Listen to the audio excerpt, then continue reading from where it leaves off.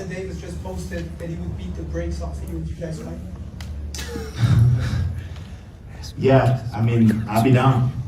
Let's run it. Like, I'll be super, super down. I don't know if Gervonta needs Jake Paul. Let's be clear, right? Is there a height limit in boxing? People just love to hate me. I'm easy to hate, and I intentionally, say things to make people hate me. I play the heel. I feed into that. I've been in this sport for 4.5 years and have been so active, doing every event, taking any fight possible. So if people want to see more or this challenge or fight this person, whatever it is, my response to them is just give them a couple more months, because I'm going to accomplish more things in just a matter of months. And I plan on doing everything in this sport that there is to be done. Jake Paul didn't hesitate to look forward to his next fight. He opened the floodgates to any opponents who want to fight him and make a ton of money. Starting off with Jake, he just made history fighting one of the legends of the boxing world, Mike Tyson, on the biggest streaming platform in the world.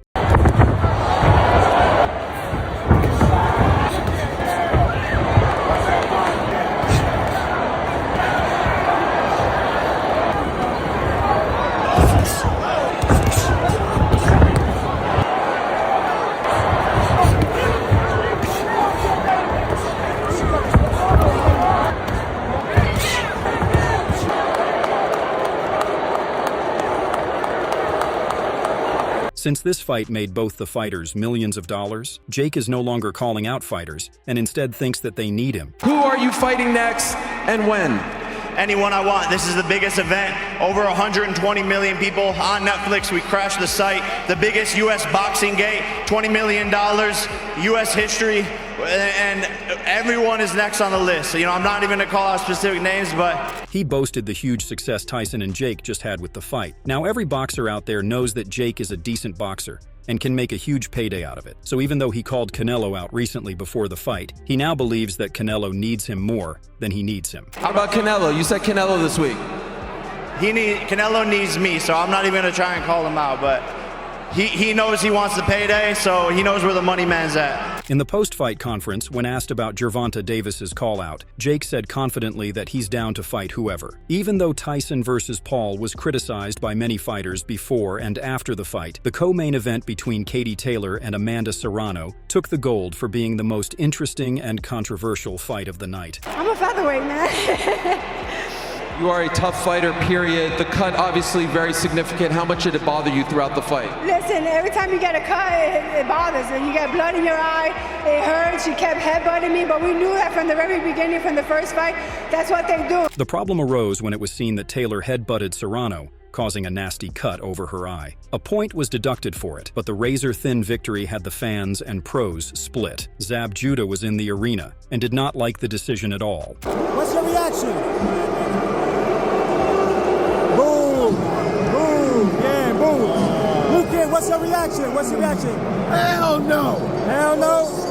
Oh, okay, Amanda won?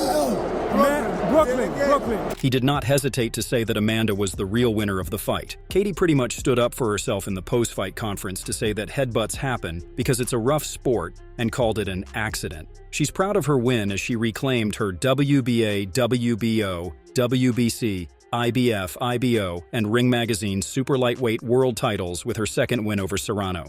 It was completely accidental. I mean, they're calling me a dirty fighter or whatever, but that wasn't purposely done. Obviously, I'm in there fighting like she is. But I still don't think Katie Taylor won that fight. I think even though Amanda Serrano took her feet off the gas, I still feel like Amanda Serrano did enough to win the fight. Many believe that Serrano did incredibly well in this fight, enough to be declared the winner of this fight, but there are some who disagree. I thought Amanda had the bigger shots in the middle and the beginning of the fight, but who landed the better shots, who did the countering, who had better defense, it was Katie Taylor. Claressa Shields shared that Serrano did fight very good in comparison to the last fight, but that Taylor was just better in terms of defense and landing the shots. In talking about the headbutt, Shields said that Taylor did aim most of her shots at it, hoping it hurts and weakens Serrano. Once the headbutt happened, Katie got real smart, kept aiming for the cut, throwing big hooks at the cut. Amanda's defense up top was not together to where she can She just walked there and stalked her down, and Jordan. Serrano did get a ton of appreciation for going on strong with a cut, even if she was gassed out. There were those who thought that even though the fight was super close, Taylor did come out on top because of her skills in the second half of the fight. Maybe I'm in the minority. I thought Katie Taylor won this fight. I had her winning some of the early rounds. She took over the mid rounds, and then she finished incredibly strong, threw actually more punches, I believe, statistically, though I haven't double checked, than she did in the first fight. Gets deducted a point, which I thought was kind of like... One analyst said that the fight should have been canceled following an injury that looked very nasty and extreme. Looked like the gash was so severe where it almost put me in the mind of Tim Tszyu versus Fondora, where I thought the fight should have been canceled given that injury. He commended Taylor's ability in the ring. She did solid work, like decent work.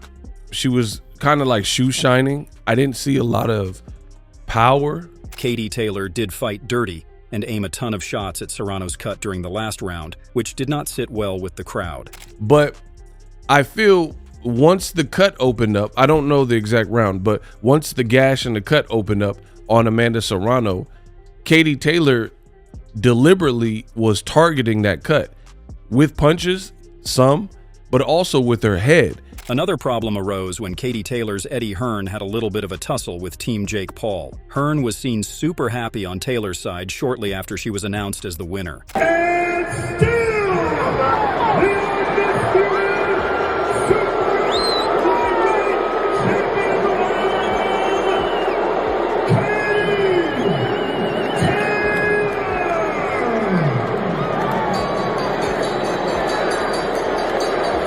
Jake was asked about Hearn's reaction in the ring, but Jake did not see it and said it's natural for a promoter to feel happy after a win. I didn't see it. But yeah, man, it's passion. Obviously, every promoter wants their fighter to win. But Nikita shared that they had a policy that no promoters were supposed to be in the ring. They were not informed that Taylor's team wanted Eddie in the ring. We had a policy that no promoters were coming in the ring for this event. And there was probably like a month of continuous emails through different parts of our team trying to get them extra credentials and to allow Eddie to be in the ring. In any case, they just weren't happy with how Eddie conducted himself in the ring. How he conducted himself in the ring, that's not how we conduct ourselves, but that's okay. He showed emotion. She won a very close fight. No problem. We move on. No. 3 goes up or not at all. Your call. Very simple. Make it. Come on, big boy. No, she's gone up. She's gone up with the 2 others. The co-main event garnered a ton of attention because that was the type of fight fans were expecting from Mike Tyson and Jake Paul. Some are even calling the main event the worst fight in boxing history. Iron Mike performed well enough for his age, but the fight was disappointing and underwhelming with Tyson, only throwing one proper jab during the first round. When asked about if he'd fight again, he pointed towards Jake's older brother Logan in a hilarious exchange. Got more in you. Comes to mind? Well, I don't know. Maybe his brother. You want to fight Logan? Logan, I think he said you might be next. I'll kill you, Mike. No, please, no. Jake was asked if he'd take on Conor McGregor, to which Jake kind of exposed him, saying that Conor would never fight him. He even went as far as to diss him, considering they both fought Nate Diaz. Yeah, he'll never do that, though. He knows. He knows way. One, he's under contract. And he's not his own boss. And 2, he won't do it. It doesn't seem to be just one reason behind why he won't take this fight, but there hasn't been any major call-outs between them to signal a definite bout between them in any case. Jake thinks he's scared of him. And it's funny to say, like, yo, Conor McGregor is scared of Jake Paul and will never box him, but it's the fucking truth. And look at him go toe-to-toe with Nate Diaz, who was easy work for me. It was like a Monday sparring session to beat Nate Diaz's ass, so he doesn't ever want the smoke with me. It won't ever happen. Jake showed a ton of respect to Tyson, such as bowing down to him.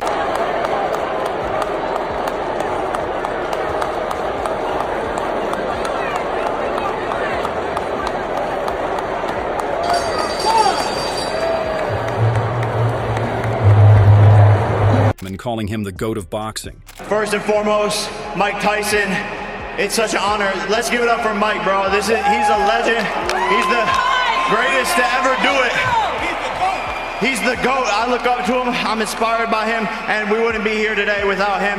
This man is an icon, and it's just an honor to be able to fight him. And he's obviously the toughest, baddest man on the planet, so it was really tough, like I expected it to be. But the fans and pros were expecting a bloodbath, if not a knockout of Jake. And to see Tyson struggling that much had them shocked. Some fans were even leaving the arena after the first couple of rounds. Terrence Crawford took to X to share his disappointment in the fight and towards Tyson. And Callum Walsh took a hit on Jake, saying that he doesn't deserve any respect for taking on an old man in the ring. Walsh thinks that this win isn't as significant for Paul's career as he thinks. Colby Covington reacted to the fight to say, I don't know, I think Jake looked a little soft tonight. He don't look like a real boxer, a pro boxer that's been training the last 10 years, so he needs to come see me one day, a guy that's in his prime that's going to walk him down and have that cardio. So a lot of other professionals and fans noticed that Jake took it easy on Tyson after realizing that the old man wasn't as present or aware. Former boxer Tony Bellew tweeted after the fight to say,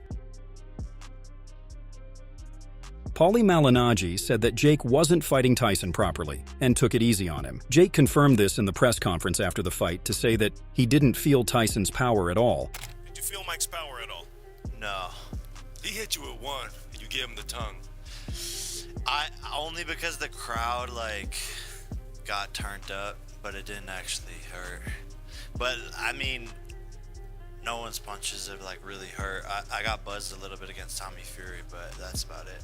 He continued that it was getting difficult to engage Tyson in the fight and keep it interesting. There were moments in the ring when Jake even let his defense down and just kept playing with Tyson to keep the fight going till the end. I tried to give the fight the best fight I possibly could, but when someone's just surviving in the ring, basically, it's hard to make it exciting. So I couldn't really get him to engage me or slip shots and do something super cool or whatever. But Tyson's performance was surprising for many because his training and sparring videos showed an explosive and powerful boxer. In fact, those who witnessed his training also shared that Tyson's skills and abilities had caught them off guard. Stitch Duran, who witnessed Tyson's training, had said that the old boxer looked active and strong throughout all 8 rounds. He's been sparring 8 rounds, he said. Yeah. And he looks tremendous, man. I'm telling you, it blows my mind. And, just to see him and to see the hit intensity that he has, he hasn't lost much, bro. Although some pros and fans had prepared themselves to be disappointed after the open workout that was showcased just a day before the fight, Tony Jeffries, a former British professional boxer, had shared that the training videos were the exact opposite of the open workout. Oh my God, this guy should not be in there. Mike couldn't gauge the distance with his trainer on the mitts. He was coming too close. The punches were missing. The mitt are not hitting it accurately enough. He found Tyson's technique and movement to be much slower, to the point where he couldn't even hit the mitts. Again, and he threw the punches were missing the mitts. The accuracy was all over the place, and then he would stop. And I'm like, oh my God. What concerned him and other pros even more was Tyson's behavior during the press conference right before the fight. Tyson did not seem aware or present. Is the old Mike back? Is vintage Mike back? Let us know. Are you talking to me right now? Yeah. Oh yeah, I guess I'm back, yeah. And just kept repeating 1 or 2 statements, while Jake tried to keep the hype. Jeffries shared that his age was showing and the lack of responses and action was problematic. He seemed like a 58-year-old, I hate to say it, punch-drunk fighter that didn't know where he was, and he wasn't answering questions. He wasn't being responsive. He wasn't even listening. He was on stage and they were asking him a question and he was just quiet and sat there like this. Jake was pretty hyper during the first couple of rounds, but quickly took his foot off the gas when he realized that Tyson seemed out of it. Yeah, definitely a bit. I wanted to give the fans a show, but I didn't want to hurt someone that didn't need to be hurt. Andre Ward shared that people should have been more aware of Tyson's age and carried less expectations. Ward, along with many others, think Jake carried the fight till the end for entertainment and didn't put in a ton of efforts out of respect for Tyson. Jake responded to this saying, Yeah, I mean a little bit. Yeah, there was a point where, I was just like, okay, he's not really engaging back. And so I don't know if he's tired or whatever, and I could just tell, his age was showing a little bit, and I just have so much respect for him. Jake shared that he held himself back, especially after the iconic slap during their face-off before the fight.